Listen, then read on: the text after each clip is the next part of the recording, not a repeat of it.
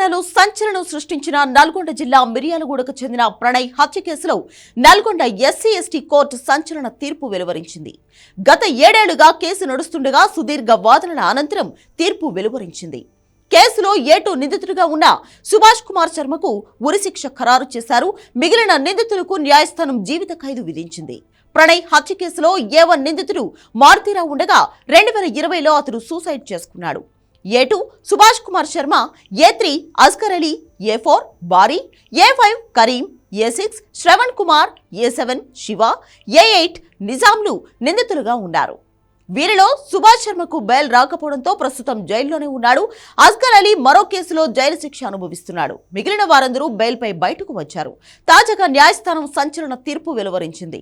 సుభాష్ కుమార్ శర్మకు ఉరిశిక్ష, మిగిలిన నిందితులకు జీవిత ఖైదు విధించింది. తన కుమార్తెను కులాంతర వివాహం చేసుకున్నాడనే కోపంతో నల్గొండ జిల్లా మిర్యాలగూడ పట్టణానికి చెందిన మారుతీరావు 2018 సెప్టెంబర్ 14న సుపారి గ్యాంగ్తో ప్రణయ్ను హత్య చేయించాడు. గర్భవతిగా ఉన్న భార్య అమృతను ఆసుపత్రికి తీసుకెళ్లి తిరిగి వస్తుండగా దుండగులు ప్రణయ్పై దాడి చేసి చంపేశారు. తన కూతుర్ని కులాంతర వివాహం చేసుకున్నాడనే కక్షతో సుపారి గ్యాంగ్తో ప్రణయ్ను మారుతీరావు దారుణంగా హత్య చేయించాడు. ప్రణయ్ తండ్రి పెరుమాళ్ల బాలస్వామి, అమృత ఫిర్యాదు మేరకు పోలీసులు కేసు నమోదు చేసి దర్యాప్తు జరిపారు. అప్పటి నల్గొండ ఎస్పీ ఏవి రంగనాథ్ పర్యవేక్షణలో ప్రత్యేక బృందం విచారణ పూర్తి చేసి ప్రణయ్ హత్య కేసులో మొత్తం 8 మంది నిందితుల పాత్ర ఉందని నిర్ధారించింది. 2019 జూన్ 12న ఛార్జ్షీట్ దాఖలు చేయగా నల్గొండ జిల్లా ఎస్సీ ఎస్టీ సెషన్ కోర్టు విచారణ ప్రారంభించింది. రోజువారీగా మొత్తం 102 మందిని విచారించింది. పోలీసులు సమర్పించిన ఛార్జ్షీట్ నివేదిక, పోస్టుమార్టం రిపోర్ట్, సైంటిఫిక్ ఎవిడెన్స్లతో పాటుగా సాక్షులను న్యాయస్థానం విచారించి తుది తీర్పును నేటికి రిజర్వ్ చేసింది.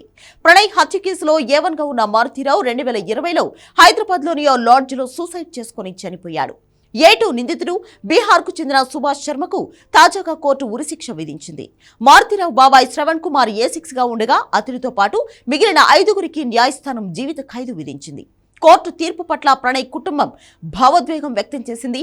ఎట్టకేలకు న్యాయం గెలిచిందని ప్రణయ్ తండ్రి కన్నీళ్లు పెట్టుకున్నాడు. తన కొడుకు సమాధి వద్ద నివాళులర్పించాడు.